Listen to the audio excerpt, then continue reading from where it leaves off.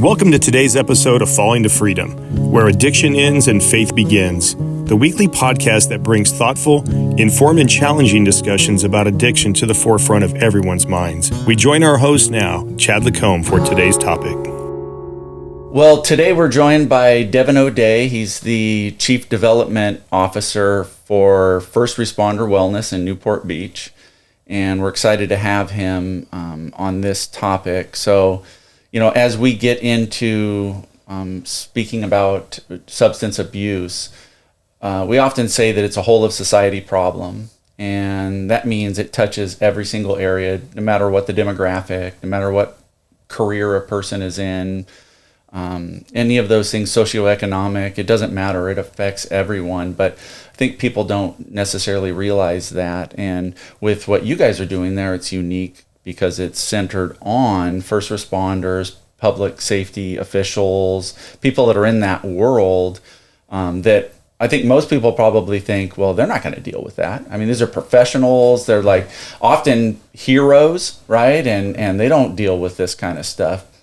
But the reality is actually they do. And looking at some of the stats that you guys put out, I saw that the incident rate in the general public is like 10 to 12%. And then within first responders, it's like 20 to 24%. So it's actually double the amount of incident within first responders. So not only do they not deal with it, but it's actually more common within that environment. And so I'd like to just kind of talk about that and have you share a little bit about yourself, what you do there, and then the unique nature of substance abuse within that first responder world.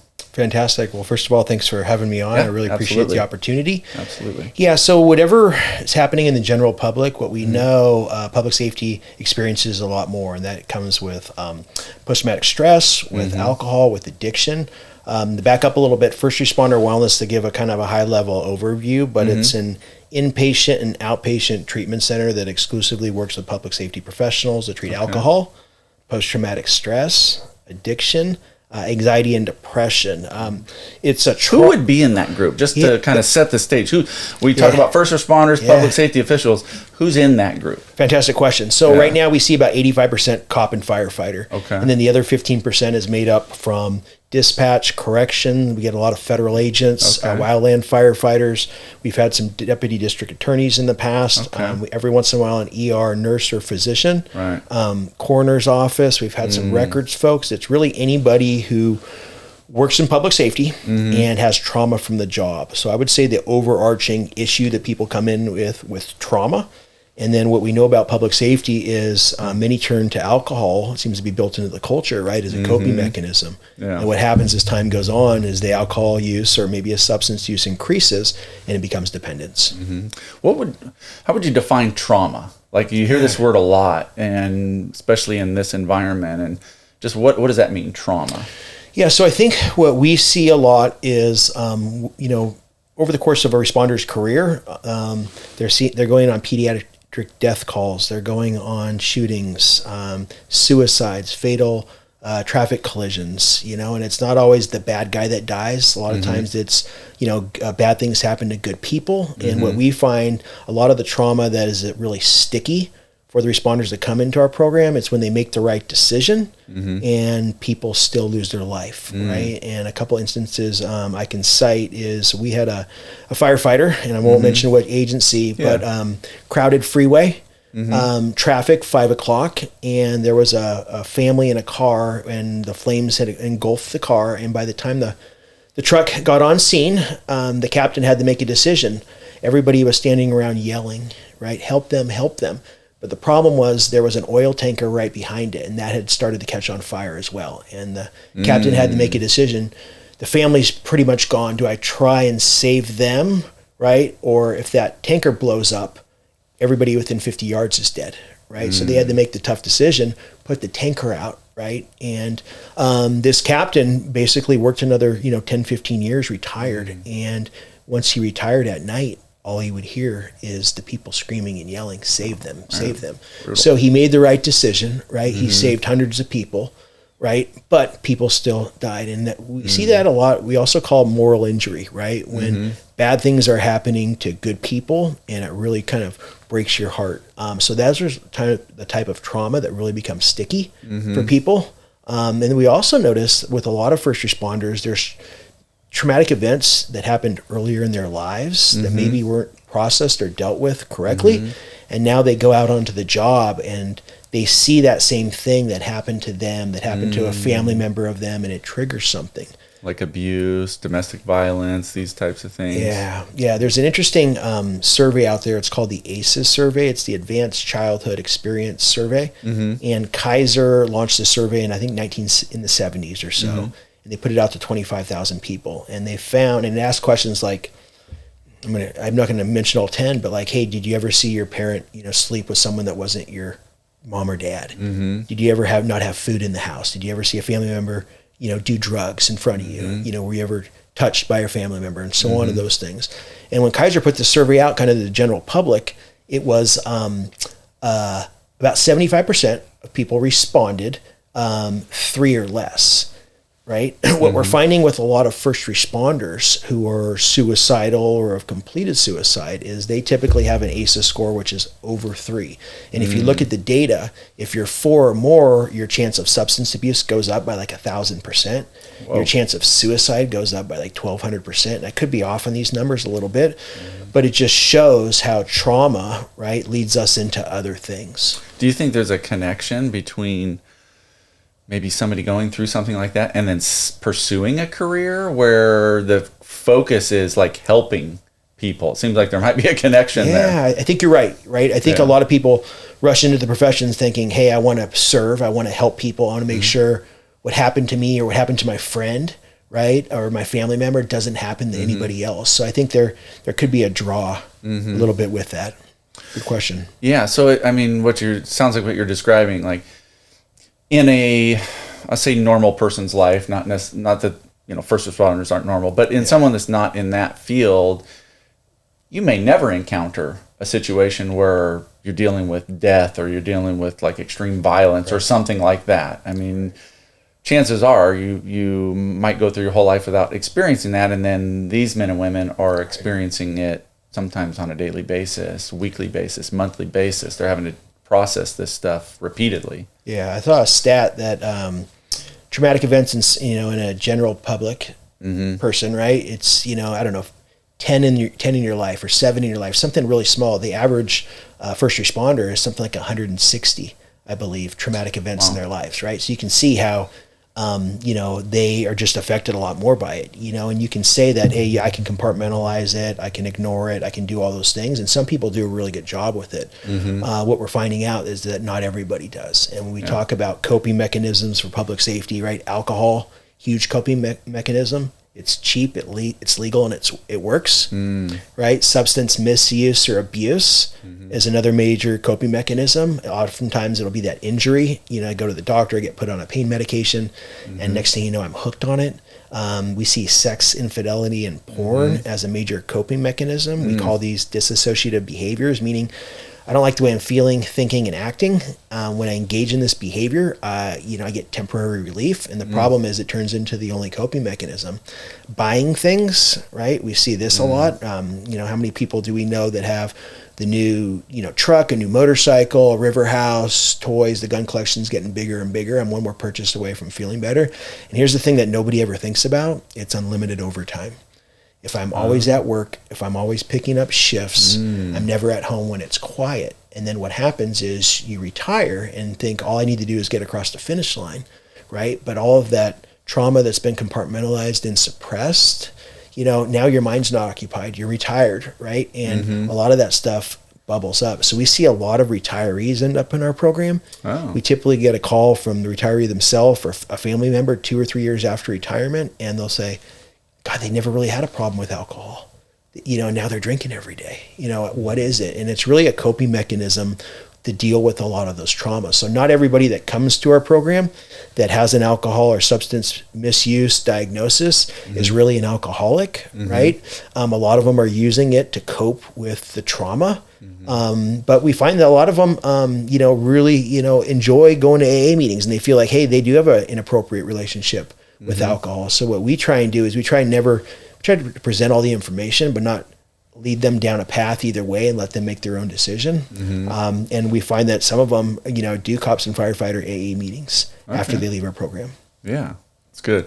Community is so important, community, relationships, healthy relationships, a supportive community, having purpose is also huge. I mean, I would imagine for retirees, they go from having this, amazing mission and purpose every day, and now what am I doing now? Right? It's probably very important to get involved and engaged in something else that's productive. Oftentimes, especially as men, right, we're so we identify so much with what we do for a living, our career. Oh, yeah, what's the first thing you ask somebody when you meet them? Hey, what do you do? What do you do? And to have that, hey, you're so, especially as a first responder, you're so important. You're always on the inside. You always have that information, right? And you cross the finish line very young. You're about 50, right? When you can retire. And then, where does your purpose come from? We actually created a workshop called Retire Well, because we saw a lot of retirees coming into our program. We thought, how can we reverse engineer what these retirees are experiencing to deploy training earlier in their career, so that way they're more prepared. And what it looks at identity, purpose. What happens when I take off the super suit? Where does my value come from? Unresolved trauma or grief or compartmentalized. And then something really important, especially for firefighters, is what does reintegration to the home look like? Because your spouse has potentially been at home running the household for 25 years, and now you're home and you're retired every day, and you see a lot of inefficiencies. And should you bring those up? Right? What does that look like at home? So I think it's really important. More preparation needs to be done. Yeah. So I was watching one of the videos by your chief clinical officer, and he was talking about hyper-vigilance, right? Like within first responders, and this actually makes physiological changes within the body that can often lead to substance abuse and trying to deal with this. Can you explain that a little bit? Or? Yeah. So you did your homework.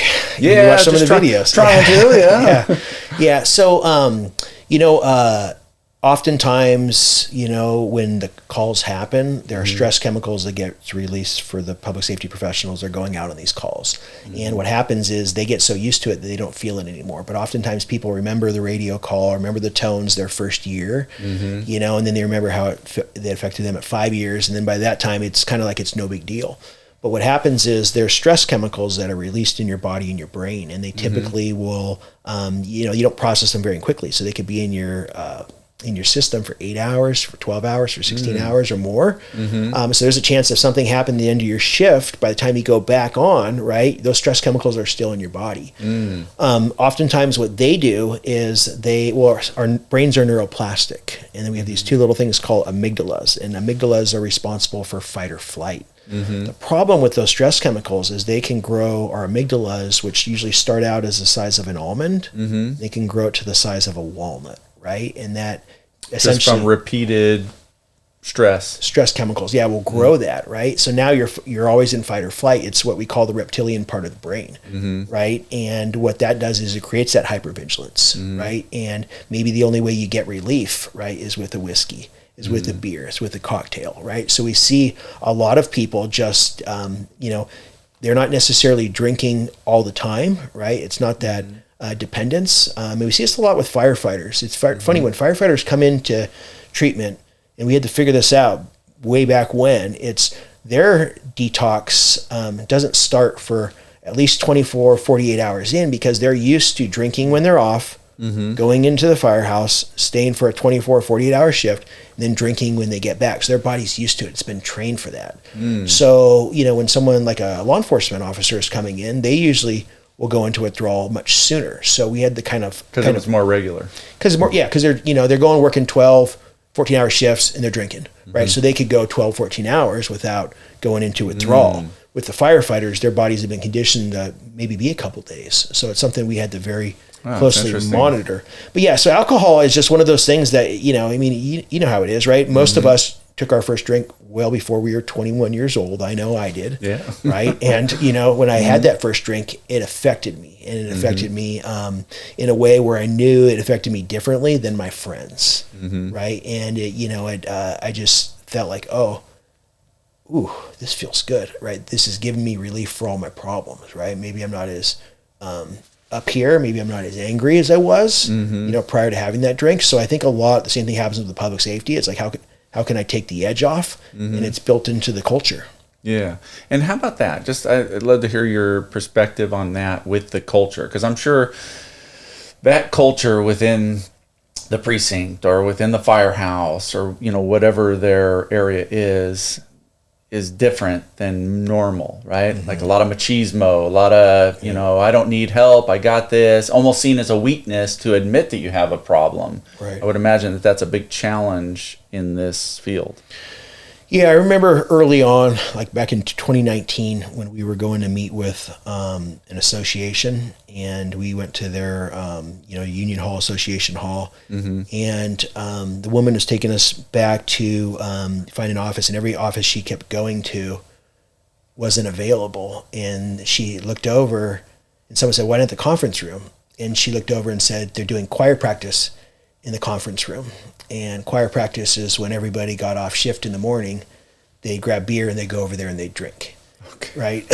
So, and I've heard this a lot with a lot of, choir practice, what they call it. Right. Okay. And so, so it's just normal, right? It's normal. So it's not normal to, especially when you're coming onto a culture, it's kind of like that's the way it's always been done. Right. And, we have people that show up into our program and maybe they weren't drinking. Maybe alcohol was never an issue, right? But they started, hanging out with everybody, and alcohol was always there. And then it just turned into more of a coping mechanism as time went on, and then the dependence came, right? And there's a progression, maybe a social thing. Then it's like, wow, this actually helps with the stuff that I'm dealing with on the job.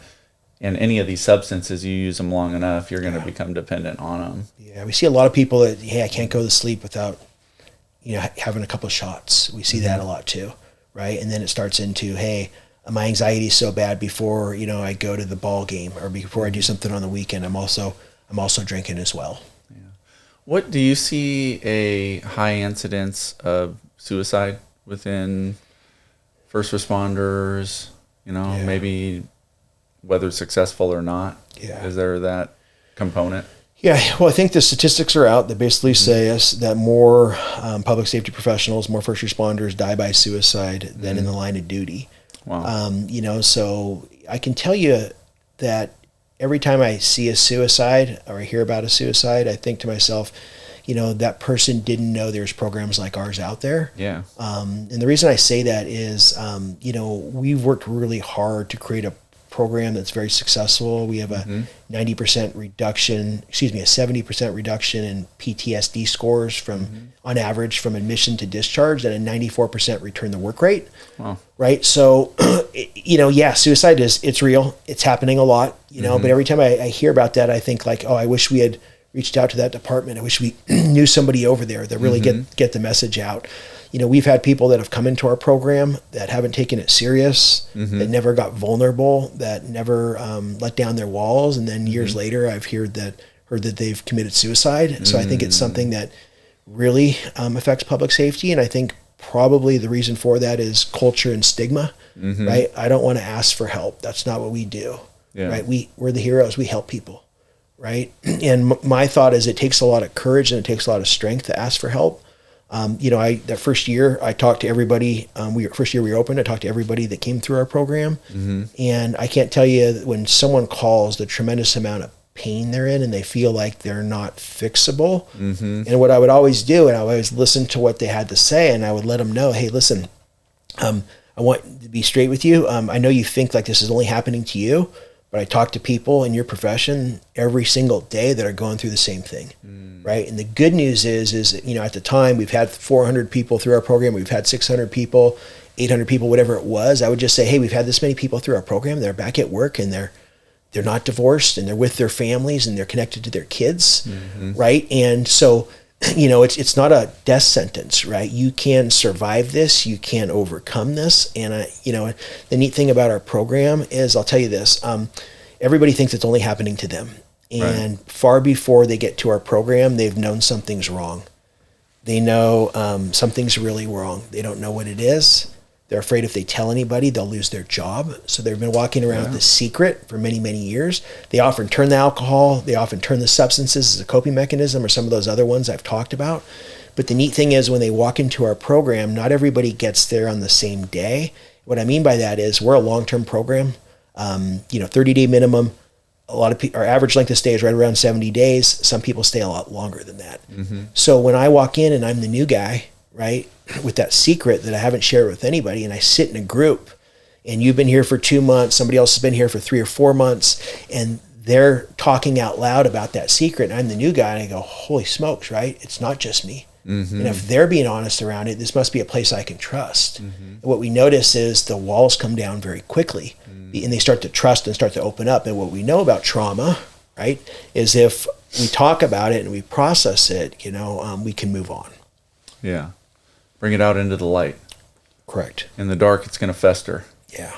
And I think, what you just kind of described is also not just exclusive to first responders. Right. That whole, that's one of the big reasons why we are doing this podcast, is just to let people know you're not alone. Right. You're not the only one dealing with it, right? There's just this mentality where it's just this specific segment of society. These are the people, and it's nobody else. And so when someone outside of that is dealing with it, I feel like they're the only one, and it's just not the case. So having these conversations is really important. Yeah. So you mentioned like the group stuff. So that seems to be a big component, certainly of your program, the peer support side of it, just coming alongside and letting people, operate in that environment. Is that accurate? Yeah, so our program, traditionally we get referrals to the program from peer support from clinicians.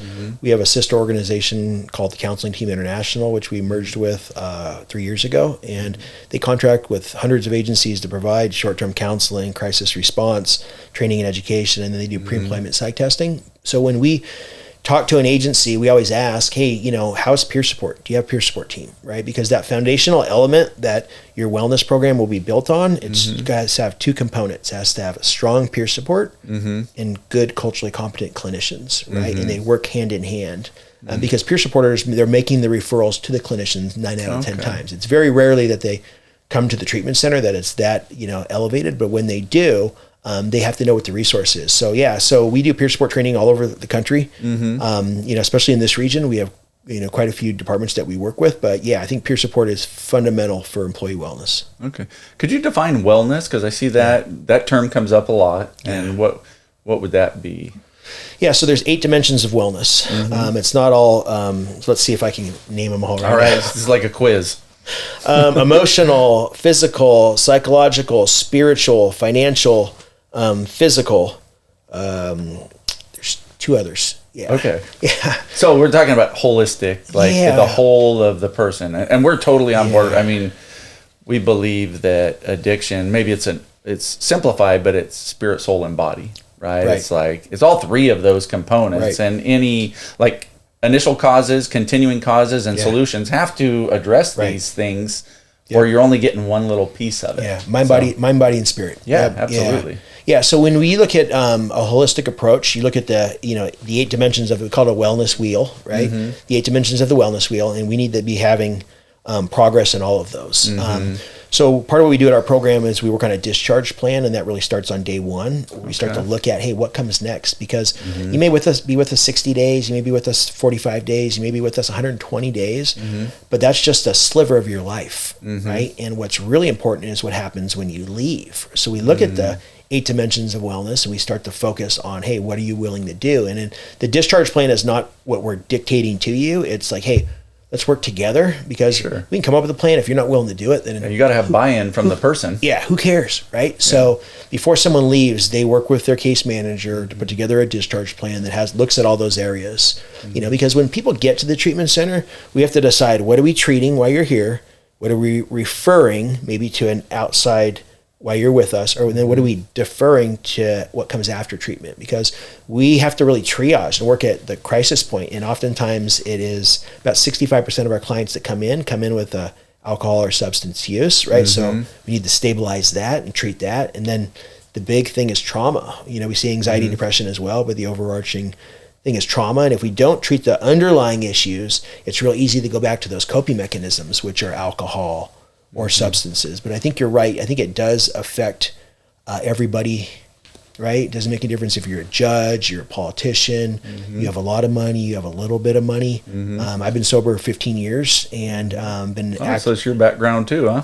Yeah, I've been. Yeah, I think I missed that in my research. Yeah. Okay. So I've been sober 15 years, and literally, in my opinion, I crawled out of the gutter, right? And because I was willing to go to a 12-step program, because I was willing to get a sponsor, do the steps, because I was willing to follow direction, because I was willing to sponsor other people, go on retreats, to do all those things, right?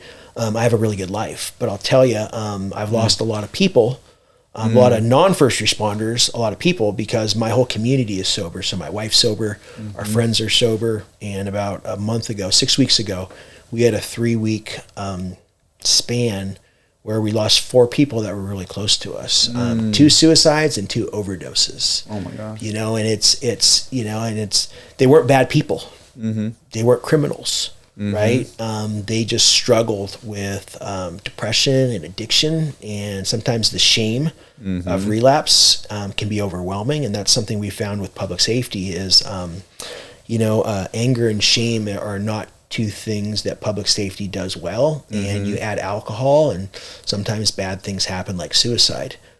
When that's happening. So for us at our program, we feel it's real important to be honest about what it takes to never have to go back to a program or struggle again. And it's a lot, right? We say, come in, give us 60 to 90 days, let the walls down, do all the work, get vulnerable, follow your aftercare plan. It's still going to be really hard. But if you do all those things, the likelihood of coming back to our program or a program like ours is very, very low. So I wanted to go back to something you had said a little bit earlier and just kind of zero in on, for those people that might be dealing with something, what are some of the signs? What would be the things, like you're living in this culture where you got to put on this, super suit and act like everything's great, and maybe you've never had a problem with substance abuse, but now you're thinking maybe there might be a problem. I'm not sure. There might be a problem. What would be some things that a person would look for? Well, I think, you don't want to get relief from any one thing. Like we talked about the 8 dimensions of wellness. You want to have a robust life. And, are you drinking by yourself? Are you drinking every day? Are you isolating, right? One of the kind of the hallmark trademarks is, am I staying at home drinking, right? And it doesn't mean... It's not like a social thing anymore. Correct. And it doesn't mean going and drinking out with friends every day is the answer either. Sure. But you look at those things. Do you have hobbies still? Does your whole life revolve around your job, right? Is that, where we see people, and this is the unfortunate thing, right? Because of the profession, people get hurt, they get medically retired. And when we see the people that do well in retirement and they do well when they're medically retired had an identity outside, so you hear a lot at the academy, keep your social circle, keep your friends. It's good to have, your work friends, but it's also good to have other friends. Don't have it all be this, because if something goes wrong, right? So coming back to your question, what are some of the things to look for? I think if you're not sleeping at night, right, which is a funny thing to say to a firefighter, because of course, they're not sleeping well at night, but those are some of the things to look at, right? Not sleeping at night, agitation, getting mad at things that you normally wouldn't be getting mad, like that's your go-to. Irritability, yeah, that's your go-to. And then having alcohol be your coping mechanism. Even if you have a couple drinks every night, hey, you sleep better because of that, So what would be a better coping mechanism? Like if somebody's listening to this, right? And they're like, wow, that is me. Yeah. Well, they still got to cope with it, right? 100%. The trauma's there. They're dealing with the stuff. You got to deal with it in some kind of a healthy way. Yeah. Maybe it hasn't got to the point that they need to go into a program or something, but what would be a healthy way to do it? Yeah, absolutely. Great. So, going to the gym, going for a jog, going out to eat lunch and hanging out with your friends socially, going for a hike, So physical activity. Yeah, physical activity is great, right? But maintaining relationships is another good one. You just mentioned hobbies. My mind went blank for a second. But yeah, having hobbies, right? So it's when people stop, whether you used to, go fishing, whether you used to go hunting, right? Whether you used to tinker on the car, like what are your hobbies, Are you calling your friends, right? What are those things? I think also too, go see a clinician. 6 states in the country have mandated wellness visits for law enforcement. And what a annual wellness visit is, it's not a fitness for duty. It's not an evaluation. There's no notes taken. There's no diagnosing. It's basically a one-on-one with the clinician, and it's more education than therapy, but you're by yourself with a clinician, because some people have never seen a clinician their whole career. Right? So it gives kind of like a little checkup, a mental health checkup. Yeah. Kinda? Well, we try to call it a wellness visit because checkup sounds like, what are they checking up on me? Okay. Has negative connotations. Yeah. So wellness visit. So we're doing this with a lot of the agencies we work with at the counseling team. But I think that's another great, take advantage of the resources that are there. What are those 6 states? I know Nevada's one of them. I don't know the others. Okay. Yeah, but there's 6 of them. But even if your state doesn't mandate it, it's probably available. Yeah, a lot of departments are doing that. Yeah, so more and more agencies are reaching out to us. We actually just wrote up some policy around it for a couple agencies. One of the local agencies, the Corona Police Department, has been doing it for 14, 15 years. Not everybody necessarily goes every year. It's every couple, it's every 2 or 3. But I would highly, suggest that most of these issues where people end up in the treatment center, if they sought a clinician, if they changed their behavior earlier, if they processed that trauma, if they didn't go down that road of the negative coping mechanisms, they would never end up in a treatment center. And that's why we say going to preventable. It's preventable. Going to a debrief, right? When the clinician comes out, right? We don't want to force anybody that's talking a debrief, but going to a debrief, right?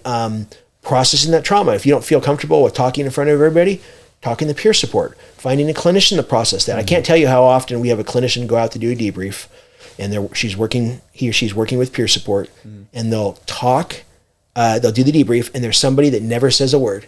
And then when the clinician's walking to their car, they come up and say, Stop hey, them. Can I get your card? Matter of fact, I got a message this morning. Hey, we have a first responder in distress. Who can see him in the next 2 hours? Right? And what is that? It sounds like that's a key word, distress. Does Yeah. that like signify the level of, urgency? Yeah. So at the counseling team, we have 2 clinicians on standby every day to respond to crises. And then we also keep a couple hours open for crisis during the day. So if a first responder calls, right, we can get them in to see a clinician right away. Because what we know about public safety is, because of culture and stigma, they've probably waited about 5 years past when a member of the general public would have raised their hand and asked for help.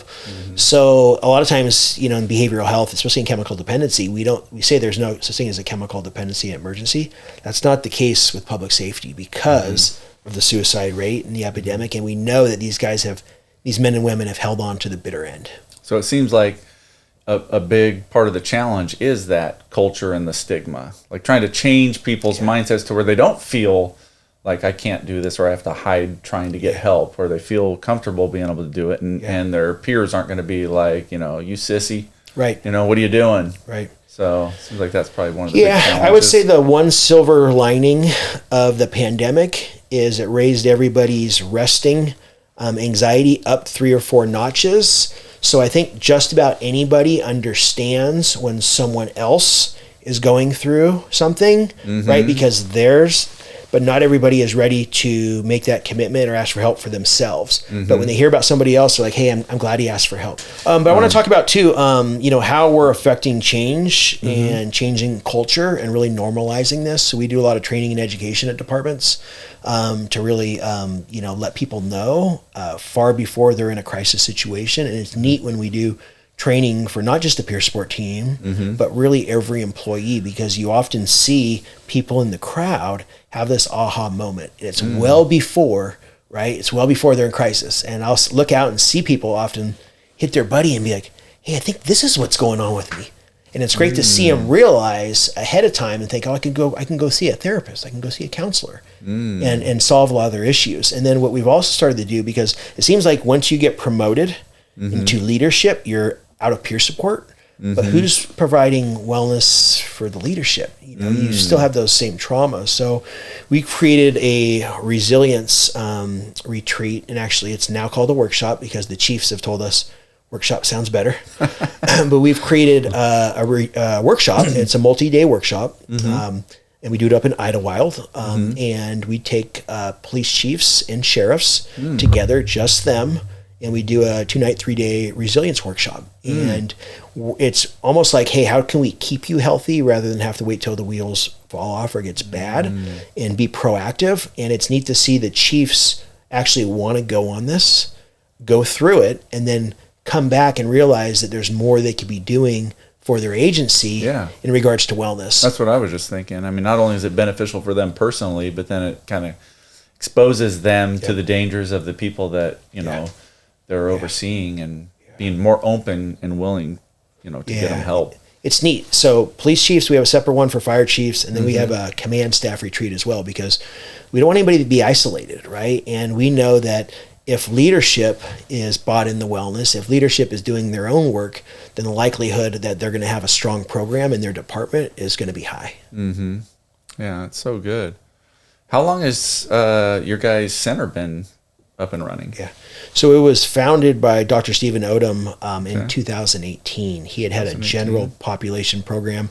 This is about 2011, and he basically wanted to start a public safety program. That pretty much that whole time, but knew public safety really wasn't ready.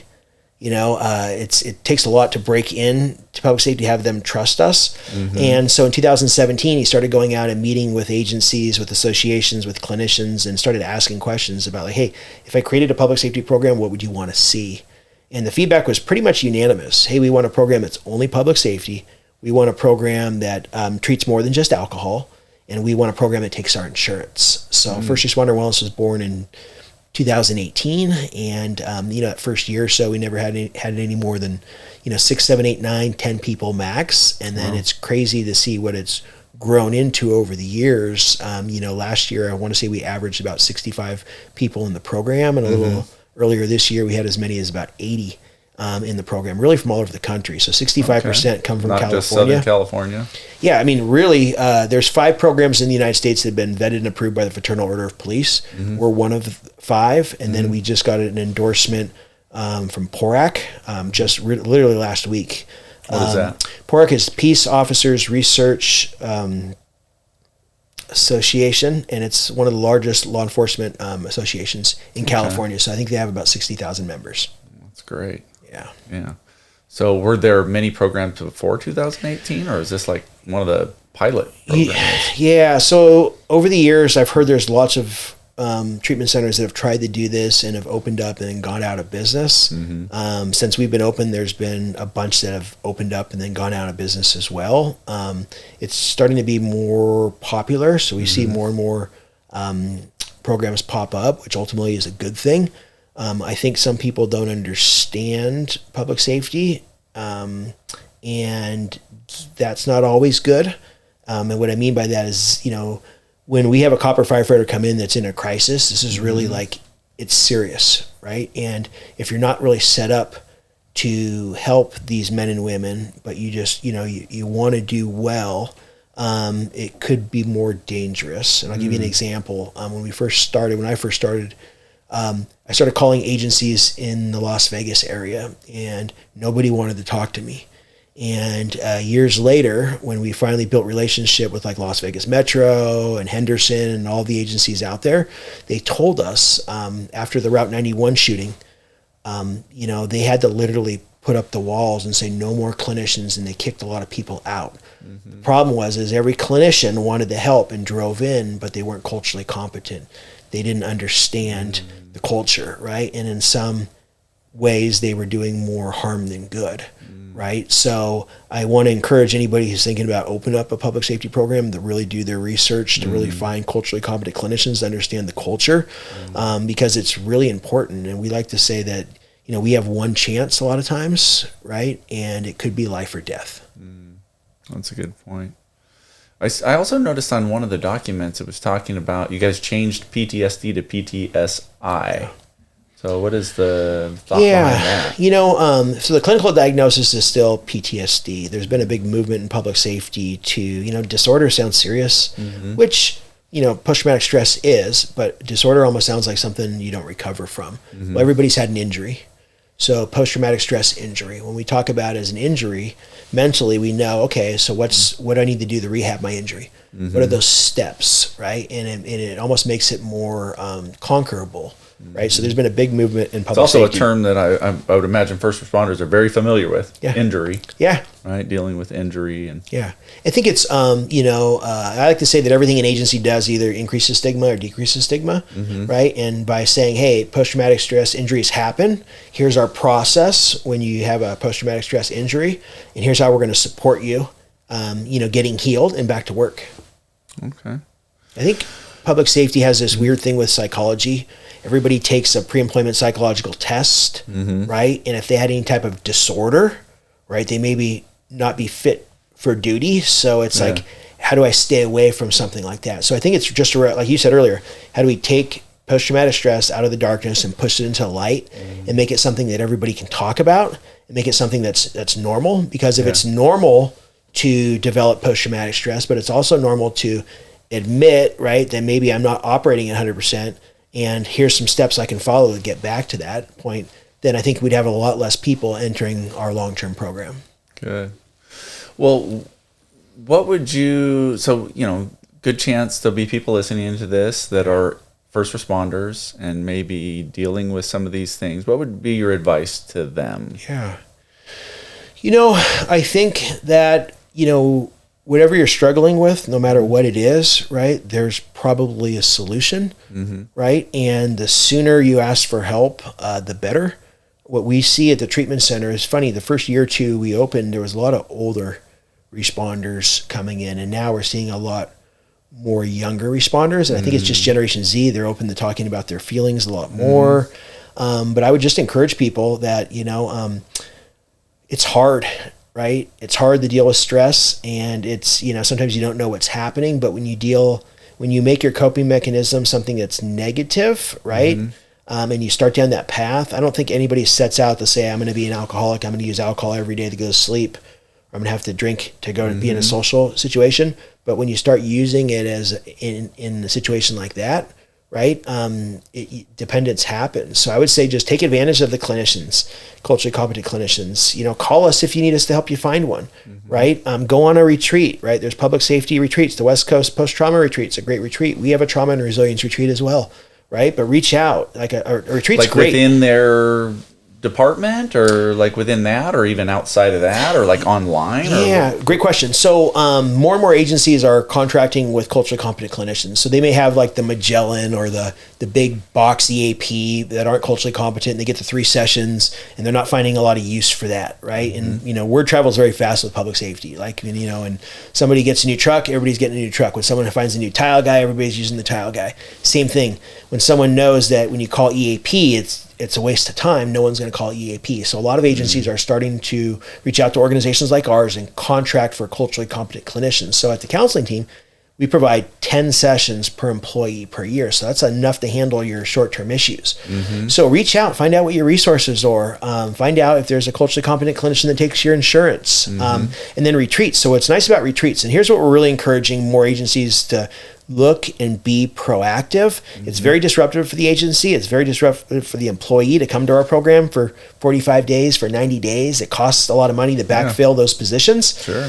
If more agencies would send people proactively on retreats. So the Riverside County Sheriff's Department has an officer involved shooting retreat. The counseling team, our clinicians work that retreat, right? So if more departments were sending there as a matter of policy, not to say, hey, we know you're good, but within 6 to 12 months, you're going to go up to the OIS retreat, right? You're going to go to the trauma and resilience retreat we offer, right? It could be a firefighter. Hey, you were on a really gruesome call. We know you're okay, but let's not wait for 18 months or 24 months till you're not sleeping, right? We're going to send you proactively on a retreat like this. And are those voluntary? Yeah. So they need to, so it might be available in somebody's department. Doesn't mean they're going to take advantage of it. Right. It doesn't, but we're trying to educate more about being proactive. And I think we get a lot of calls at the treatment center that also say, hey, we have somebody, they're not really that bad to go away for that long. What are some of the other things we can send people to proactively, So what's nice about the retreat, what's nice about a retreat, right? It's 2 or 3 nights, 3 or 4 nights, right? So it's like you can get your shifts covered. It's not like it's super disruptive for your family. You can tell your kids if you don't want to be honest with them about what you're doing, and tell them you're going to Aunt Susie's house or whatever it's going to be, right? But take care of yourself. I would say take care of yourself, because what happens is you get to retire fairly young, right? And if you don't take care of yourself, and it's not just psychologically, but physically, emotionally, if you don't take care of yourself, right, you're going to have to deal with it later. Would you encourage people, even if they don't identify with any of these things, would you still encourage them go to the retreat? You never know what's underneath, right? So I'll tell you a quick story. So we had a peer support team. So we offer a peer support team retreat, and we had a peer support team go to the retreat. Well, the lieutenant was on the peer support team. She went back to the chief and said, "Chief, we need to send every officer through this retreat." And the chief said, "Hey, we're a police department. What do you mean?" Right? And she explained what they did on the retreat. And we're in year 3 of a 3-year commitment by that chief to get every single employee through a wellness retreat.